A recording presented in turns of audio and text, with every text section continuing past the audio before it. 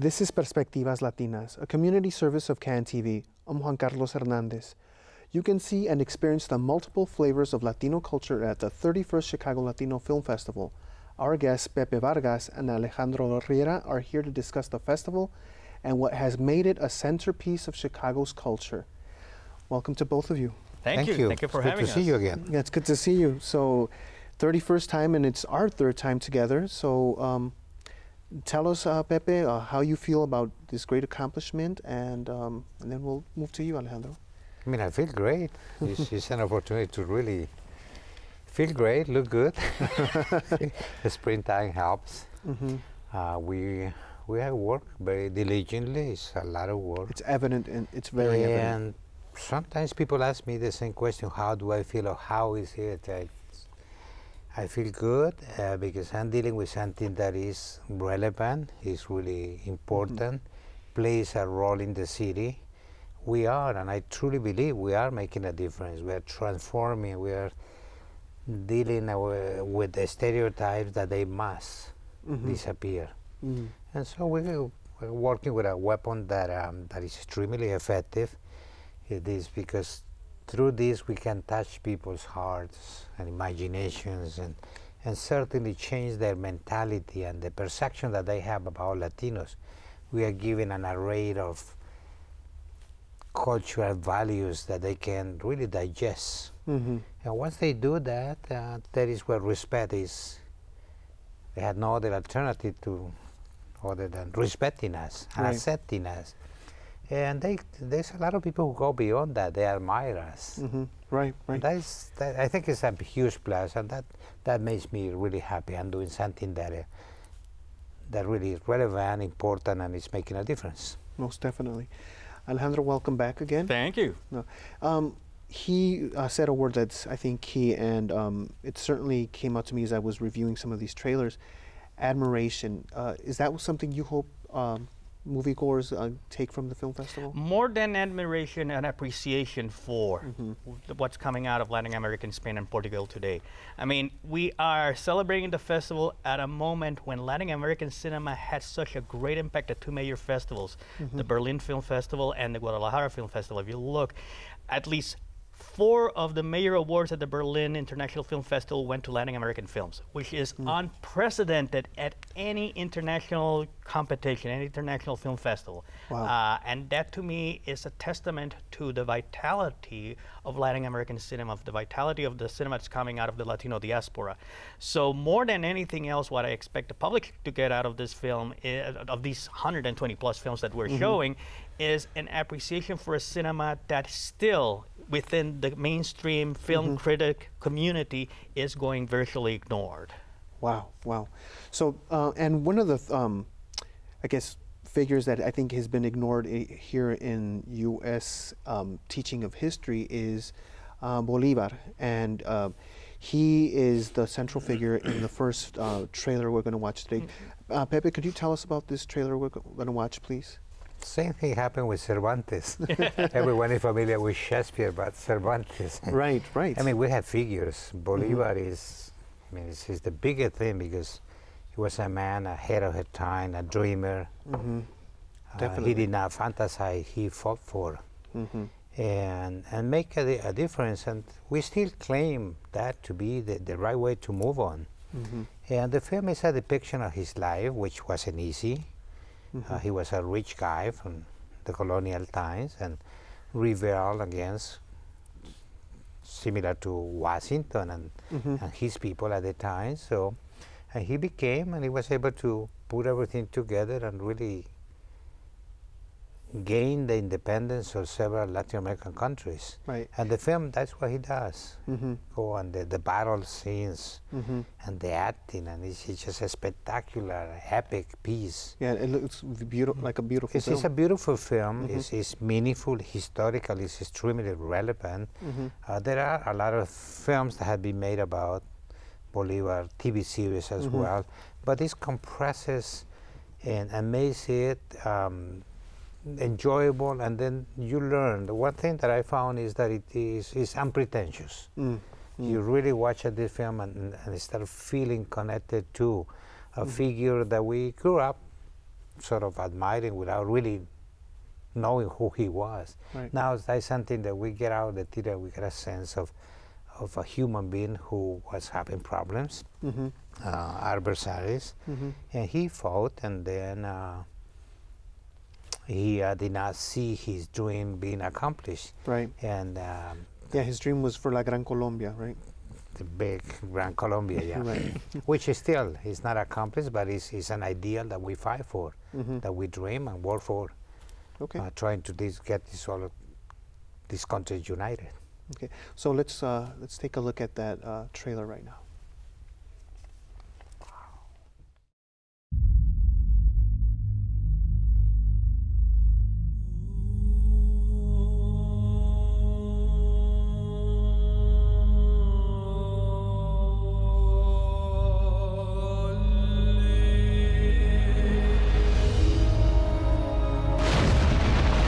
El verdadero destino del hombre es la libertad. La voluntad de ser libre es un impulso innato. ¿Quién puede detener el viento? ¿Quién? Nadie. Your vision of democracy is exactly what Washington and Jefferson promised. Yes, it is. It's not only for white men. It is for all men. Invasion. They massacred the first Americans and enslaved the continent for 300 years. Este continente está esperando por un diluvio. Un diluvio que finalmente lo inunde de libertad.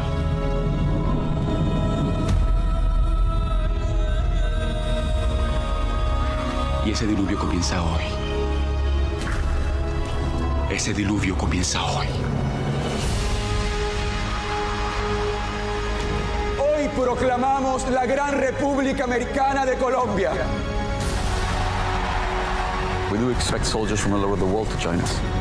Did you ever consider turning back off this mountain? No nos dejemos separar. Pero todos somos hijos de América. ¿Quién es usted? Yo soy del pueblo. Long live el Libertador.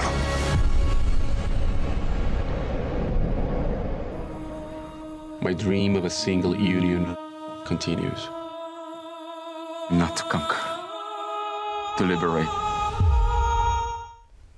Wow, certainly a film I don't want to miss. Why choose to open the festival with this film? I think you gave us just a bit of that why, but tell us a little more. I mean, it's a unique film. And we had to open with the film festival with a film. It's the first time that we do with Venezuela.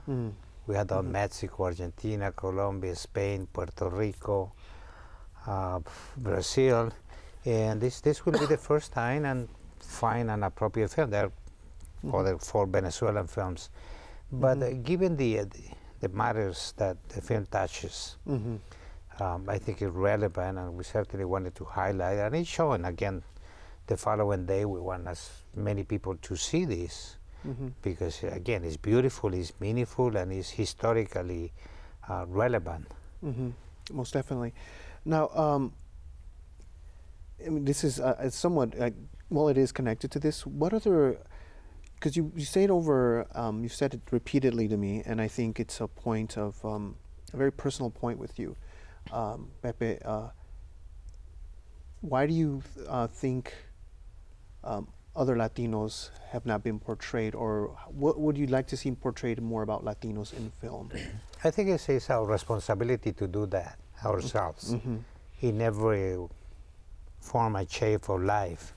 Politically, we had to do our own thing. Right. Same thing with the music. I mean, people don't know that also another Venezuela, this grand maestro, young guy, who makes the music for this film, Maestro Dudamel. Dudamel, wow. People, when they don't know, they think do not exist. But he is the director of the Philharmonic in LA. Wow. They are great architects, Nobel Prize winners in literature, chemistry, peace. And so we want people to know that, be aware of, because the perception is that we are good to work in the fields, do the construction, cleaning, babysitting, housekeeping, all of that we are good at. Right. And besides, they can pay the least they can, and we are okay. And so that's what we are trying to change. No, we got something to offer, something to share, something that uplifts people, not only our people, but people in general. And that's what we are. We're in a country that is diverse, and we wanted to be a part of that history making. And politically speaking, yes, I mean, couldn't be in better times. That things are changing and moving, and we have to be taking into consideration being 1/3 of the population of a city like Chicago. Right. And that is the role that we play. How can we? And you certainly have made that your responsibility. And I opened the show by saying that the Chicago Latino Film Festival has become a centerpiece of Chicago culture. And I think you alluded to some of that being 1/3 of the population. Why else do you think this festival has become so important to the city's cultural life? And what does it say about Latinos, Alejandro? Well, I think it's become important to the city's cultural life because it opens a door to an entire continent. I mean, yes, we do have Latino events throughout the city. We do have, your Mexican Independence Day Parade. We do have the Puerto Rican Day Parade. We have festivals dedicated to specific countries in Latin America. But no other festival, no other event takes a look at the continent in its entirety, looks through film at the commonalities that each country shares, and the differences between each country. So, the Chicago Latino Film Festival's major contribution is in showing audiences a more complete look at what being a Latin American is about, what being Spanish is about, what being Portuguese is about, within the context of this whole idea of a pan-Latino community. Right, right. And well, we're going to look at some trailers in a bit, but tell me about some of the tastes and some of the experiences viewers will get when they go to the film festival. Well, I think one of the things that they will get is most importantly, they will get the opportunity to talk to the filmmakers themselves. I mean, one of the key components of our festival and of any, good film festival is to provide filmgoers the opportunity to exchange ideas, to talk to engage in a dialogue with the visiting filmmaker. So I think that's important because they're getting from the filmmakers directly what it feels like to live these lives, what it feels like to have made these movies. So I think that's first and foremost. And the second, what they do get is a good sample of what's being produced in Latin America today. You're gonna get a nice, I think this year we have the strongest selection of thrillers ever. I mean, there's Argentina, Chile, and Spain are just right now doing for the thriller genre what Hong Kong did back in the 80s and 90s with the action film. They're showing Hollywood how to properly do a thriller. We have a nice array of family comedies. We have films that engage the audience in discussions of how this new digital life that we find ourselves so involved with affects our lives. We have some very personal documentaries. I most probably will be watching some of those trailers later. So I think we do have a nice little balance, a nice little mix of elements this year in the festival. Great, great. Well, let's take a look at another trailer. For this one, it's Ciudad Delirio. Please tell us about this film. Well, Ciudad Delirio, I mean, we start the festival with a grand epic, a grand historic epic. And actually, I'm sorry, it's not Ciudad Delirio. It's Roque Dalton, Let's Shoot the Night. Wait, then let's leave Ciudad Delirio. I'm looking at my, double-checking my notes. We'll give them a taste of that for the end. Roque Dalton is one of the most important Central American literary figures of the 60s, 70s, and 80s. Right. Roque Dalton, I'm afraid, is a forgotten figure. I mean, when you think about the great Latin American poets of the last 30 years, unfortunately, Roque Dalton doesn't appear. And he was instrumental he was the first poet to have introduced street language into, into poetry. He was the he actually created one of the key guerrilla groups in El Salvador to fight up against the military dictatorships. And that guerrilla group turned against himself and killed him. He was a very important literary, cultural, political figure during the 60s, 70s, and 80s. And this film does a terrific job in rescuing his memory. Wow, that's awesome. So let's take a look.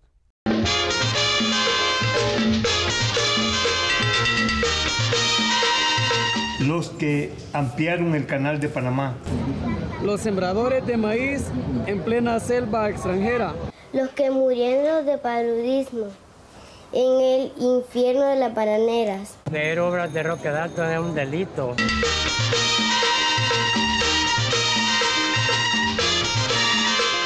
El quehacer político de nosotros era cambiar. Tapizamos San Salvador con mosca estas caras, como que si eran las caras de los asesinos, que éramos nosotros.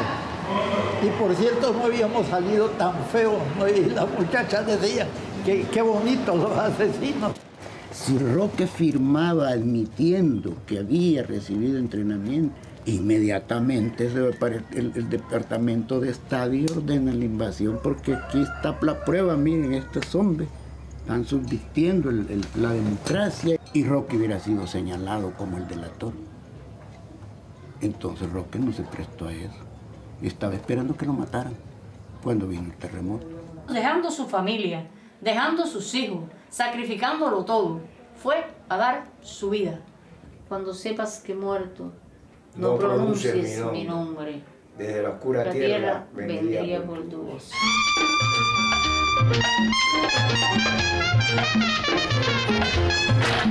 Y llegó un tiempo que quizás lo mataron. Eso ya se lo habían anunciado a él, que lo iban a poner como agente de la CIA. Los revolucionarios que matan para castigar la discrepancia son tan criminales como los militares que matan para perpetuar la injusticia. Certainly, this is a powerful story about a very important figure. And again, you're bringing someone to light that might not be known otherwise. And that's what most of our documentaries are doing this year. I mean, this year we have documentaries that talk not only about people like Roque Dalton. We have a wonderful documentary from Panama called Rompiendo la Ola, Breaking the Wave, which is the story about these three Black Panamanian surfers, their attempts to make it into the surfing world, the communities they live in, the discrimination in the surfing community, things that people may not know about. When you think surfing, you think about this wonderful, white, blonde mane hair folks, right. Doing their stuff. California Hawaiians, and right. Panama has some of the best surfing worlds in the world. So it's a wonderful documentary that looks at this world, but from that economic perspective. We have another great documentary called Maracaná, which is about the famous Maracanazo, the victory of Uruguay against Brazil in 1950. But this one, it's more than that. It looks at the people involved. It looks at the social, economic, political realities that envelop this important event. And it's a very powerful, very strong documentary.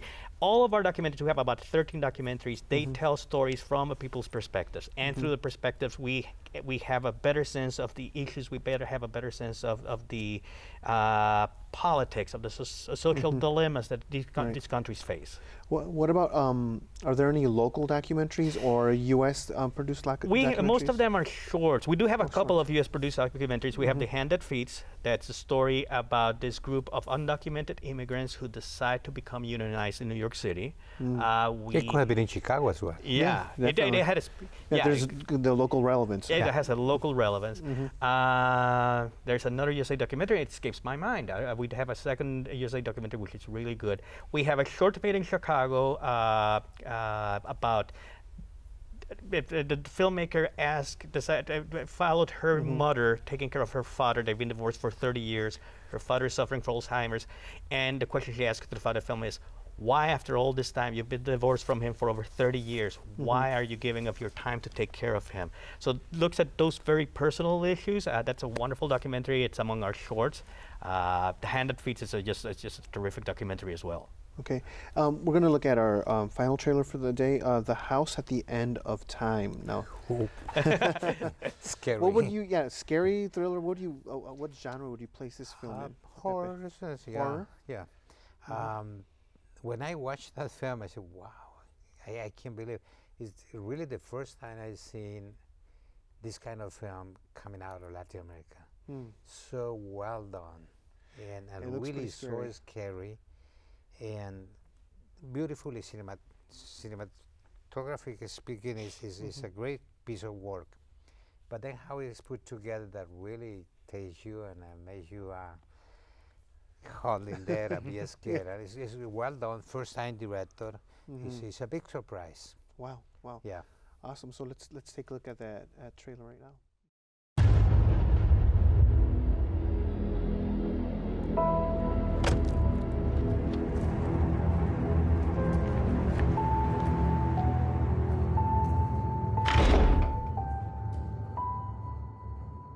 En el nombre del Señor, necesito hablar con la señora.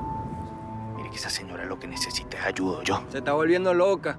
Ahora dice que está viendo muerto. Sé todos los pecados que dicen que usted ha cometido aquí, en esta casa. Y me niego a creer que una madre que haya visto a sus hijos sonreír sea capaz de quitarles la vida. ¿Qué es esto? Una piedra mágica. ¿Para qué sirve? Cuando tengas miedo, aprieta fuerte y yo vendré a cuidarte. Sus huellas estaban en el arma. También había sangre del niño. ¿Quién fue, Dulce?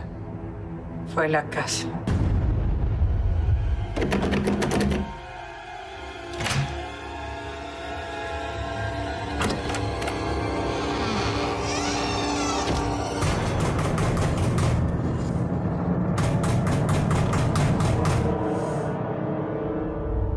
¿Pudo ver su cara?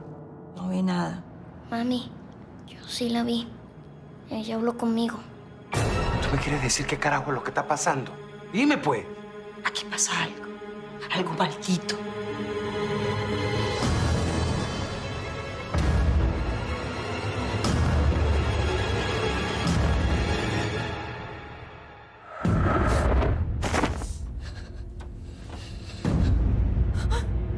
Sangre de Cristo. Sangre de Cristo, protégeme. ¡Fuera de mi casa!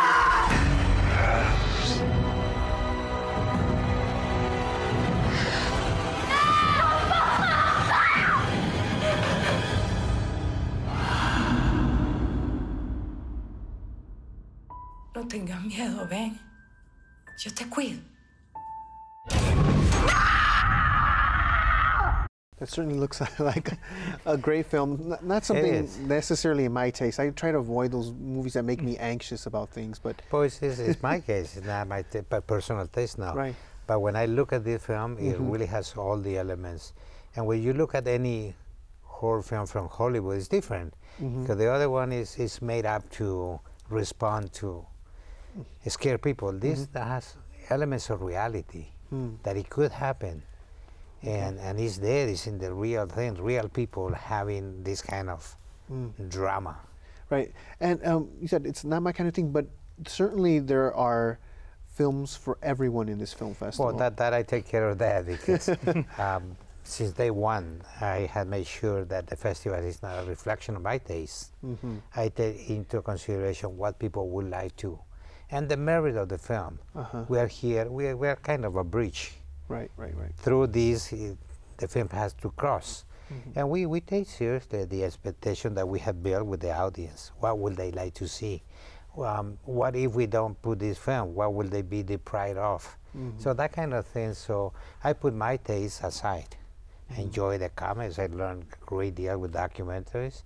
I say this is not my personal taste, but it's extremely engaging. Artistically, it's a great film. So it has many elements that I feel obliged to share this with people.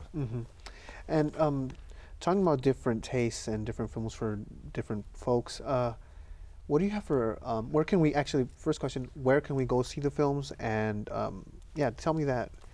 AMC River East 21. We're back at the AMC River East. It was our home last year. It went really well over there. And we're from April 9th to the 23rd, over 120 plus films. Small detail, but a very relevant, important one. More than half of the feature-length films that we're showing this year were done by first-time filmmakers. Wow. So we are really proud of that fact. It wasn't something deliberate, it just happened to be, but it says something about the fact that this new technology is allowing a lot of new filmmakers the opportunity to tell their stories their own way. And it's, it's not surprising that just like that, out of serendipity, just by sheer serendipity, more than half of our feature-length films are by first-time filmmakers. Well, Many of them women. Many of them women.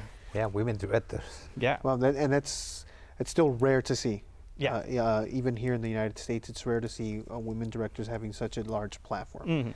And it's not something you planned, right? But it happened. It just happens. I think it's the nature of the beast right now. All this new technology that's coming out, it's making it accessible for filmmakers to go out there and shoot their films. You know, and it's not only the filmmaking equipment, it's the filmmaking distribution platforms as well.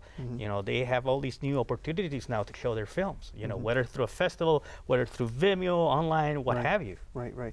We're running out of time. I just want to ask about families and what you're offering families. I know you always take that into consideration with every festival, special screenings and other such things. Tell me about that. I mean, we have matinees for children with the primarily Chicago Public Schools. There will be close to 5,000 students go on I think it's 6 mornings of the festival.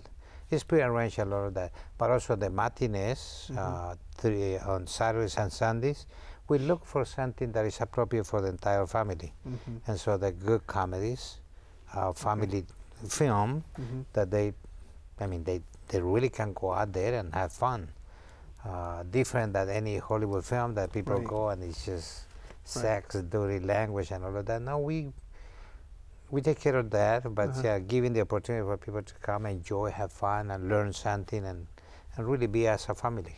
And something beyond the universe of Disney or Pixar, right? Which I think just dominates so much of children's films. Yeah, we have one Mexican film in particular I want to highlight called Dr. Funes' Formula, which is a nice little film about a kid who becomes friends with this scientist who develops a youth formula, and he takes this youth formula, the scientist, and turns into a 12-year-old. And it's almost like a throwback to all of those G-rated movies that you and I used to watch way back when that they're no longer making, you know, those live-action G-rated movies. And it's a wonderful little flick for the entire family. Okay, we'll definitely take a look at that. Again, we're out of time, but thank you so much again. I'm really excited about this, and good luck with everything. Thank you. Good. See you there. Yeah. And to you, thank you for joining us. Perspectivas Latinas is a community service of CAN TV. If your nonprofit organization would like to work with CAN TV, call 312-738-1400 and ask for nonprofit services. Tune into Perspectivas Latinas for local issues and concerns every Thursday at 8:30 p.m. on CAN TV 21. I'm Juan Carlos Hernandez. Thank you for joining us.